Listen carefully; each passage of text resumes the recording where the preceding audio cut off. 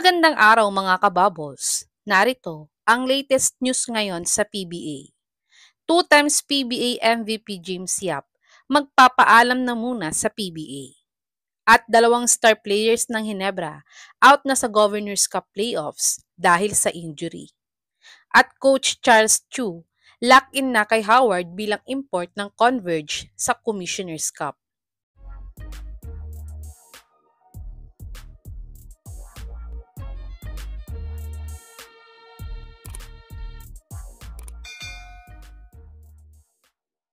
Si Big Games James nga ay nag-sign ng kontrata sa Blackwater last PBA 48 season.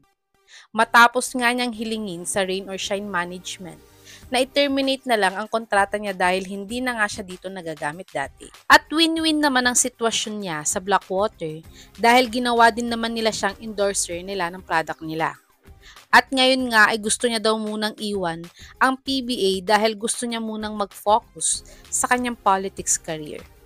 Ngunit ang owner nga ng Blackwater na si Sir Joseldo C. ay hinihikayat ng magretiro itong si James Yap sa PBA. Pero ayaw pa naman daw niyang magretiro at nais pa daw niyang bumalik sa PBA pagkatapos ang eleksyon. Sa tingin niyo mga kabubbles, dapat na bang magretiro ang 7 times PBA champions na si James Yap? I-comment niyo na po yan sa baba. Tumungo naman tayo sa dalawang star players daw ng Hinebra na out na sa playoffs. Natalo nga ang Barangay Hinebra last Wednesday, Game 4 nila kontra sa SMB sa score na 121-131 at natabla na din ng SMB ang serya nila sa Hinebra. Ang best player sa larong ito ay si Junmar Fajardo na nagtala ng monster double-double, 29 points, 16 rebounds, 3 assists at 12 out of 15 field goal made. Pero ang super import nilang si Justin Brownlee ay nagtala naman ng 49 big points, 9 rebounds at 2 out of 2 sa 4 points.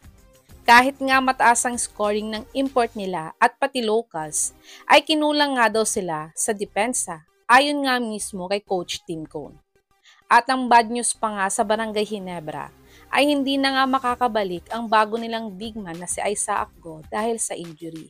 At pati na rin ang high flyer nilang si Jamie Malonzo, nakababalik lang ng Pilipinas matapos ang kanyang successful surgery sa ibang bansa, ay hindi na din muna paglalaruin ni Coach Tim this Governors Cup playoffs.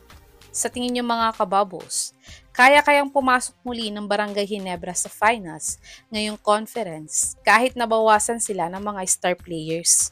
I-comment nyo na po yan sa baba. At Coach Charles Chu, lock-in na talagang kunin si Howard sa Converge bilang import ngayong upcoming Commissioner's Cup. Nagsama nga dati sa Strong Group Athletics si Superman at Coach Charles Chu para sa 33rd Dubai Championship Tournament. Ngunit silang ay bigong makuha ang kampyonato sa torneyong ito. At si Howard nga ay gusto sanang subukang maglaro din sa Pambansang Liga ng Pilipinas na PBA. Pero may height limit nga ito dati na 6'9" lamang ang pinakamalaking player ang maaaring maging import ng bawat teams. Kaya't nagparinig si Dwight sa social media na bakit may liga daw na may height limit. At dito nga ay napansin ito ng mga PBA boards kaya't nag-meeting nga sila at napagpasyahan na tanggalin na muna ang height limit para sa mga imports ngayong Commissioner's Cup. At dito nga ay talagang lock-in na daw ang assistant coach ng Converge na si Coach Charles Chu. Nakunin nitong si Dwight Howard bilang import nila upang sa PBA nila kunin ang championship na naging unfinished business nila sa Dubai Tournament. Kayo mga kabubbles, may chance bang mag-champion ng Converge next conference kung si Superman Dwight Howard ang kukunin nilang import dito?